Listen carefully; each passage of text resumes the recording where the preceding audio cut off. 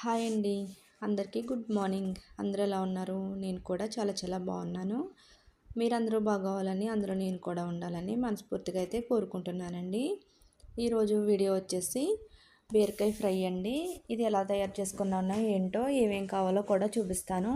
Full video చూడండి, మీకు బాగా అర్థమవుతుంది. నేను హాఫ్ కిలో బీరకాయలు అయితే తీసుకున్నానండి. హాఫ్ కిలో అంటే రెండే వచ్చాయి, బరువు ఎక్కువ ఉండడం వల్ల ఎక్కువ రావు. హాఫ్ కిలో తీసుకొని మొత్తం పీల్ అంతా తీసేసుకోవాలండి. నేను ఒక పూట కోసమే కనుక తక్కువ తీసుకున్నాను. రైస్లోకి చాలా బాగుంటుందండి. ఇలా పీల్ తీసేసుకొని శుభ్రంగా అయితే కడిగేసుకోవాలన్నమాట. అలా కడిగిన తర్వాత చిన్న చిన్న ముక్కలుగా అయితే కట్ చేసేసుకున్నాను.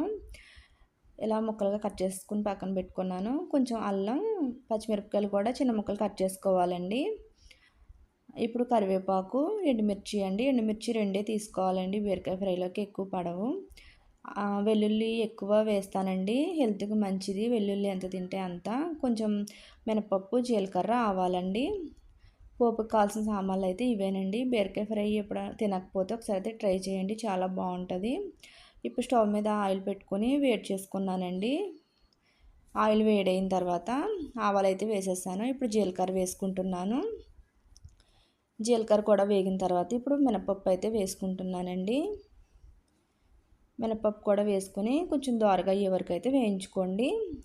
అలా వేగిన తర్వాత వెల్లుల్లి నాయి బాగా పెద్ద రేఖలు ఉన్నాయండి, అందుకే కొంచెం చిన్న ముక్కలుగా అయితే కట్ చేశాను. మీ దగ్గర చిన్నవి అయితే అలాగే వేసేయచ్చు. అవి కూడా కొంచెం వేగిన తర్వాత అల్లం వేసేసాను. అల్లం కూడా బాగా వేయించుకున్న తర్వాత ఇప్పుడు పచ్చిమిరపకాయ ముక్కలు ఉన్నాయి కదండి, అవి వేసుకుంటున్నాను.